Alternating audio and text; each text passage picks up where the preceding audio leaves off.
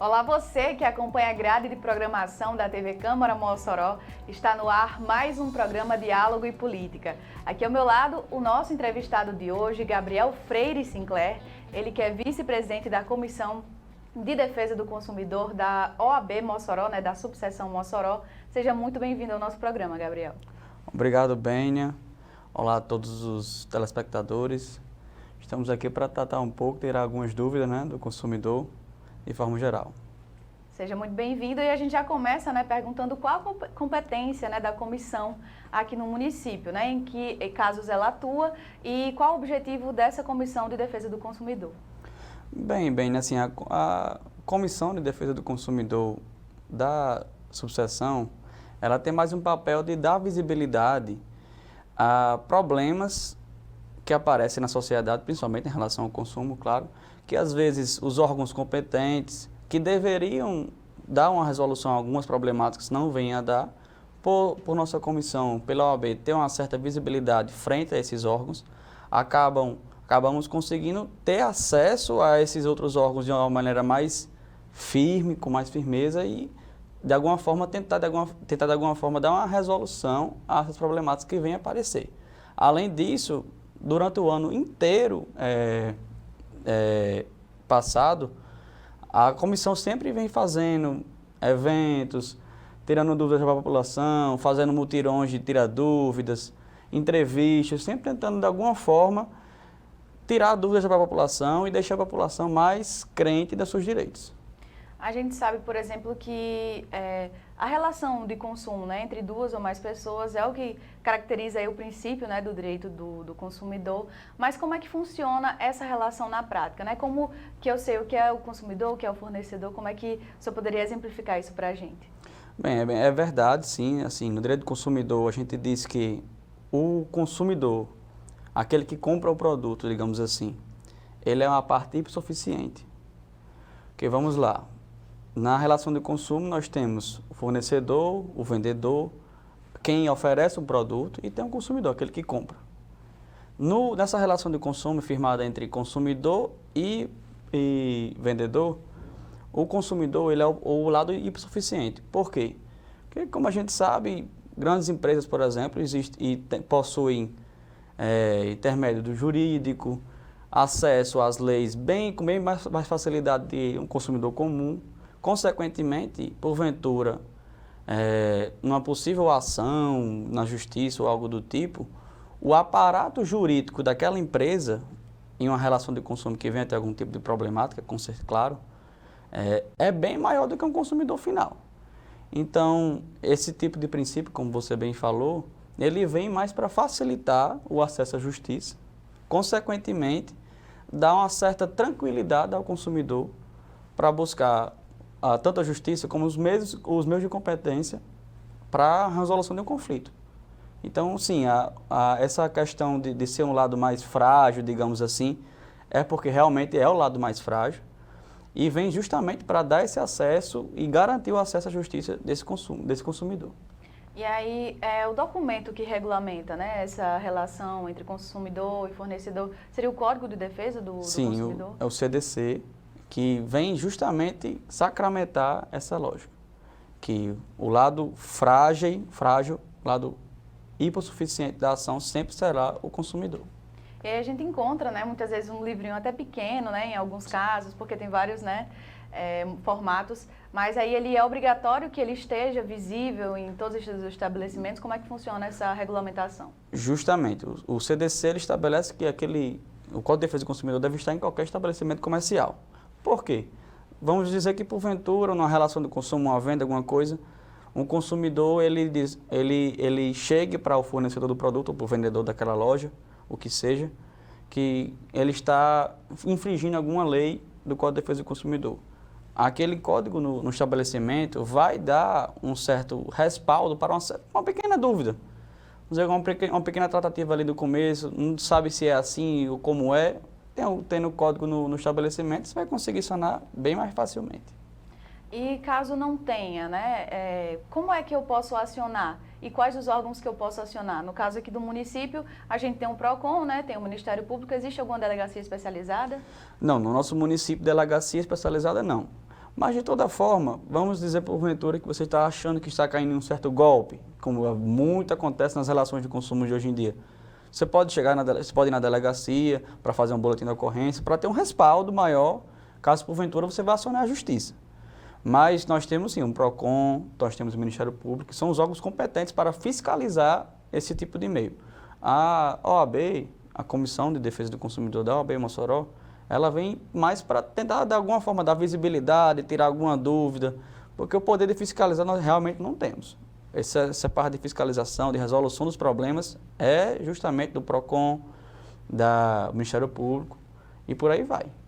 E aí, com o advento da internet, eu imagino que muitos crimes, né, muitas ações são movidas, né, no meio digital. Tem essa ocorrência também grande no meio digital, por exemplo, acionamento de quebra do código, de violação do código, tem esse número específico, tem muita procura, é alta demanda? Não, com certeza, né? Com o advento da tecnologia, né? Mesmo a gente tendo muito acesso à tecnologia, foto, vídeo, conseguir de várias formas mostrar um produto para um consumidor, a loja em si, ainda assim, como você bem falou, quebra de dados, como também até vendas erradas, né? A pessoa oferece um produto, tem uma foto, quando chega é um produto totalmente diferente. E sim, o Código de Defesa do Consumidor, ele vem se atualizando durante o tempo para justamente dar respaldo a esses consumidores que venham a comprar via internet. Existem várias legislações que foram criadas justamente para bater nesse imbróglio que vem surgindo com a compra na internet e até no digital, no próprio digital, aquele digital que a gente diz que é internacional, né? Que tem várias compras hoje em dia que é feita na China e tal. Até o CDC vem se atualizando para, de alguma forma, dar respaldo para o consumidor. Porque, de certa forma, eu imagino que seja bem complicado, né? Por exemplo, uma compra que eu faço aqui do Brasil, uma compra do exterior, né, da China, como que se comunica, né, com os órgãos de lá? Como é que... Tem um órgão específico para atuar nesses casos? Existe por exemplo, um órgão que trate justamente dessa relação entre brasileiros e estrangeiros? Como é que funciona? Eu confesso que também estou curiosa agora. Bem, assim... Órgão específico continua sendo os mesmos que a gente usa nas relações de consumo quando é tratado de um fornecedor brasileiro. Porque, assim, todas as empresas, vamos dizer, estrangeiras, por exemplo, da China, quando ela vai vender um produto aqui no Brasil, ela precisa passar por algumas tratativas com o próprio poder brasileiro, né? Até abertura de CNPJ e etc. Mas, por exemplo, existem hoje diversos fóruns digitais que servem como alguma forma para dar respaldo naquela compra. Ou seja, vamos dizer que a gente está tratando uma empresa que a gente não tem menor conhecimento, nunca ouviu falar que seja da China. Vai comprar um produto, um valor um pouco maior e etc. É bom dar uma pesquisa em fóruns digitais, como Reclame Aqui, existe o próprio fórum do PROCON, você pode colocar o nome da empresa lá, vai aparecer reclamações. E dessas reclamações já você tirar o quê? Se aquela empresa é uma empresa séria, se ela realmente entrega o produto que ela oferece. E assim dá o respaldo na compra mesmo. E primeiro de tudo, né, assim, a gente não pode esquecer que grandes ofertas precisam ser pensadas. A gente sabe que, por exemplo, o mercado da China, o valor é sempre bem abaixo do mercado brasileiro. Então, não vamos nos vislumbrar com um valor muito baixo do mercado brasileiro e já fazer aquela compra sem fazer uma pesquisa. Vamos procurar esses meios digitais, como Reclame Aqui, fóruns de compras internacionais que existem hoje. É só dar uma pesquisa na internet que você vai conseguir ter informações sobre essa empresa e assim comprar com segurança, né? Ou seja, pesquisar ainda se faz muito necessário, né? Tanto na compra física quanto na compra online. Presidente, a gente volta no próximo bloco, né? O vice-presidente da Comissão de Defesa do Consumidor aqui da subseção de Mossoró, Gabriel Freire Sinclair. A gente retorna com o papo daqui a pouco, com muito mais informação e tira dúvida para você aí de casa. Então não perca que o próximo bloco volta já. O governo federal iniciou o pagamento do Auxílio Brasil em novembro de 2021, transformando a vida de milhões de brasileiros. Mesmo tendo o Auxílio Brasil, eu sempre tive o sonho de estar trabalhando com a carteira assinada.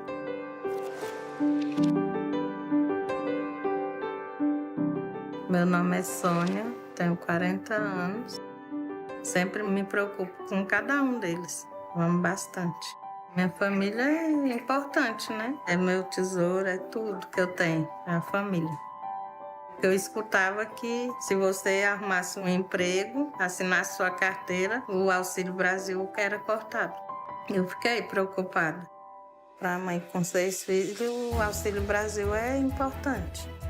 Quando eu consegui meu emprego, eu fiquei aliviada que mesmo trabalhando de carteira assinada, não ia cortar o auxílio. Dá uma paz, né? Faz uma diferença grande na minha vida e da minha família. Não faltou alimento em casa. Eu paguei a última prestação da minha máquina. Pago a água, a luz. O governo federal inovou, dando mais liberdade ao beneficiário e protegendo o futuro de sua família. Agora, quem conquista uma vaga de emprego não perde o benefício automaticamente. A minha vida mudou completamente. Hoje eu posso trabalhar e continuar lutando na melhoria da minha família.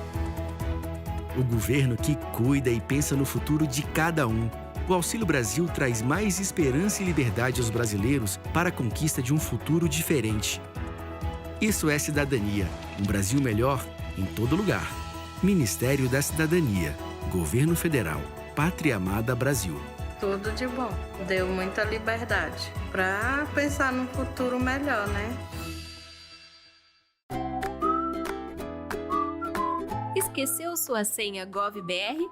Vamos te mostrar como recuperá-la utilizando o aplicativo. Após baixar o app GovBR na loja de aplicativos, clique em Entrar com GovBR.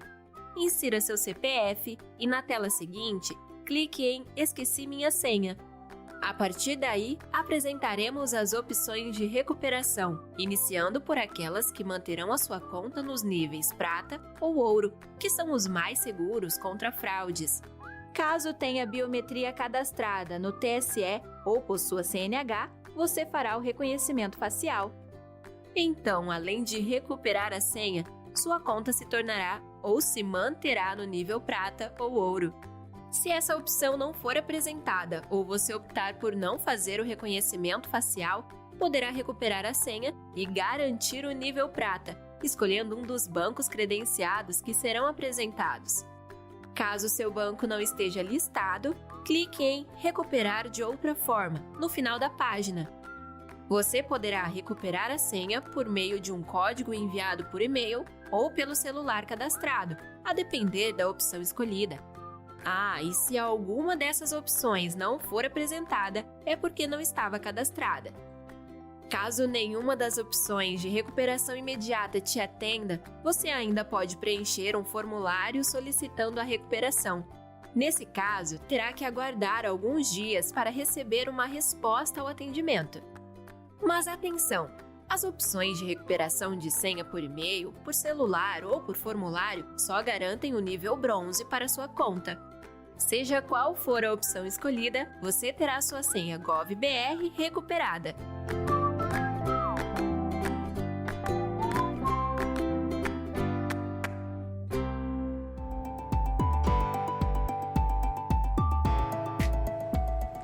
Estamos de volta com o segundo bloco do programa Diálogo e Política. Aqui ao meu lado, Gabriel Freire Sinclair, ele que é vice-presidente da Comissão de Defesa do Consumidor da OAB, subseção Mossoró. A gente falava no primeiro bloco, sobre essas relações de consumo, entre o consumidor e o fornecedor, violações, órgãos especializados no combate e defesa. Agora a gente vai explorar um pouquinho a Black Friday, afinal de contas é um momento muito aguardado pelos consumidores, muita gente aproveita para comprar muita coisa no período e uma série de violações também pode acontecer nesse período, Então eu queria que o senhor falasse um pouquinho sobre as dicas, para driblar isso aí, não cair nesses golpes, nessas armadilhas que são tão frequentes nesse período. Bem, acho que realmente é bem verdade, na Black Friday há muita procura do consumidor, consequentemente muita relação de consumo e acaba tendo várias falhas nessa relação, várias problemáticas que vêm a surgir. A primeira dica que eu sempre dou é que um pouco antes da Black Friday, você vai fazer uma compra programada, você tem alguma coisa que você já pretende comprar na Black Friday, não, eu quero comprar uma televisão. Um pouco antes, um mês antes, é bom dar uma pesquisa na internet, procurar como é que está o valor de mercado daquele produto, para que com a chegada da Black Friday, o que acontece? Você tem uma certa base de como é aquele mercado, quando vai comprar, percebe até que não teve uma mudança, porque o que acontece? As empresas, às vezes, se utilizando dessa grande procura de venda na Black Friday, aumenta o valor do produto um pouco antes da chegada da Black Friday, para oferecer o que a gente chama de 50% do dobro, né? No fim das contas, o consumidor não vai estar comprando o produto com promoção. É o produto no valor normal, só que foi aumentado um pouco antes. Então, o interessante é o quê? Primeiro, dar uma pesquisa de mercado, saber qual é o valor daquele produto real do mercado, para quando chegar a Black Friday, não fazer uma compra dos 50% do dobro. Segundo, a gente estava falando de compras digitais. Durante a internet, aparece muito site vendendo produtos de Black Friday, que sites que a gente não conhece. Podemos citar várias dicas de como saber se aquele site ele é um site seguro ou não. Primeiro, quando você vai abrir a internet e vai comprar um produto em um site, em qualquer site, sempre em cima, onde tem o www.com e o nome da loja, sempre no início, às vezes, há um cadeado na frente do www. Aquele cadeado significa o quê? Que aquele site possui informações para aquele navegador. Ou seja, ele, para ter esse www rodando na internet, ele precisou colocar diversas informações. E quando há o cadeado, é porque aquele navegador ele checou a informação do site. Ou seja, realmente aquele ali é um site que é daquela empresa. Porque às vezes a gente se depara com o quê? Por exemplo, grandes lojas varejistas como Magazine Luiza, Americanas, pessoas se apropriam de um certo pedaço do nome do site e colocam Americanas.3, pronto. A pessoa nem percebe que tem esse ponto 3, já vai no site, já coloca os dados, aquele roubo de dados que a gente conversou no início, e compra sem saber que era Americanas. E quando vai à justiça, percebe o quê? Que não foi na Americanas que você comprou no site que não existe, é uma empresa que não existe, é uma empresa que só fez utilizar de um certo pedaço do nome. Então, vai comprar em um site que é um grande varejista, tá aquele preço. Primeira coisa que entrar no site é ver se tem um cadeadozinho na frente do www. Se tiver o cadeadozinho, com certeza vai ter informações relevantes, aquele site realmente vai ser daquela empresa. Segundo, vai comprar em um site que não conhece bem, não é uma grande loja varejista, está com dúvida, tem um cadeadozinho, ainda assim ainda ficou com dúvida porque o valor está bem abaixo do mercado. Quase todos os sites têm, você pode descer a aba do site até o final dele. Vai ter informações como CNPJ, localização, a sede. Você pode pegar o CNPJ, o nome completo da empresa, da loja, pesquisar em fóruns digitais que a gente mencionou no início, como Procon, como Reclame Aqui e diversos outros sites que existem de pesquisa na internet. Você coloca aquele CNPJ e vai ter informação relevante se aquele site realmente existe. E, além disso, há diversas regulamentações que o CDC estabeleceu para dar um maior respaldo para o consumidor. Por exemplo, pouca gente sabe disso, mas em compras digitais é estabelecido no CDC que o consumidor tem um prazo de 7 dias para o arrependimento daquela compra, após a chegada do objeto, claro. Fez uma compra, que como a gente bem falou, mesmo com o advento da internet, fotos e vídeos de qualidade ótimas, você consegue ter saber bem como é o produto antes de comprar. Mas chegado o produto na sua casa, você tem um prazo de 7 dias a partir da chegada do produto para desistir da compra. Sem qualquer justificativa, você tem o direito de desistir. Ah, não achei bonito. Você pode desistir da compra no prazo de 7 dias. Já é um direito estabelecido pelo Código de Defesa do Consumidor e justamente em compras digitais, que é o direito do arrependimento. Segundo, uma coisa que pouca gente sabe, vamos dizer, uma compra física. Compra física, se vier um produto defeituoso, se for um produto não durável, você tem até 30 dias para efetuar a troca, se for um produto de fábrica, claro, né? Efetuar a troca, ou então até a devolução do valor que foi pago. E em produtos não duráveis, como qualquer objeto, você pode ter até 60 dias para pedir o ressarcimento do valor que foi pago, ou outro produto da mesma categoria da que você comprou. Também são outros 2 direitos que são estabelecidos pelo CDC, que justamente pode ajudar bastante na questão da Black Friday. Terceiro, as lojas são obrigadas a oferecerem, quando vão vender um produto, todos os tipos de especificações sobre aquele produto. Por exemplo, se com esse produto, pessoas que têm alergia a alguma coisa, não podem usar ele, etc., tem direito tem a obrigação de oferecer essa informação ao consumidor. Mas vamos dizer que, porventura, o consumidor comprou aquilo ali e faltava, e quando chegou em casa percebeu que tinha alguma coisa que ele não oferecia, que deveria ser indicado no panfleto, digamos assim. Esse consumidor tem direito de pedir a devolução do valor que foi pago, a troca por um aparelho de categoria parecida ou a restituição total do valor que foi pago. Vamos dizer que, por exemplo, uma impressora. Impressora, às vezes, você vai comprar e pensando que aquela impressora funciona na Wi-Fi, pelo Wi-Fi. Você enviar um programa via Wi-Fi sem cabo, a impressora imprimir. Só que quando você for fazer aquela compra, a pessoa não especificou, não, é impressora. Sendo que impressoras, hoje em dia, pela tecnologia que há no mercado, você tem que ter a obrigação de especificar se aquela impressora tem Wi-Fi ou não. Chegou em casa, você quando foi colocar para enviar o arquivo para a impressora, não dava certo. Essa compra foi uma compra feita de forma errada. A venda foi feita de forma errada. Informações que deveriam ser obrigatórias a ser oferecidas ao consumidor não foram dadas, porque, como a gente bem falou no início, o consumidor é o lado hipossuficiente da operação. Então, ele tem o direito de pedir restituição do valor que foi pago, pedir o outro objeto da mesma categoria do valor e até uma indenização por aquilo ali. Aí, voltamos àquilo que a gente falou no início. Aconteceu esse tipo de problema. Ou então você está percebendo que as empresas não estão dando as informações que deveriam dar. Procurar PROCON, Ministério Público, para, de alguma forma, fazer uma denúncia para que esses órgãos competentes possam sanar essa problemática. Agora, a gente falou sobre a Black Friday especificamente, mas tem outras violações que acontecem corriqueiramente. A gente escuta também muitas reclamações em relação a bancos, empréstimos, fraudes. É recorrente aqui no município? O senhor recebe muitas denúncias dessas violações?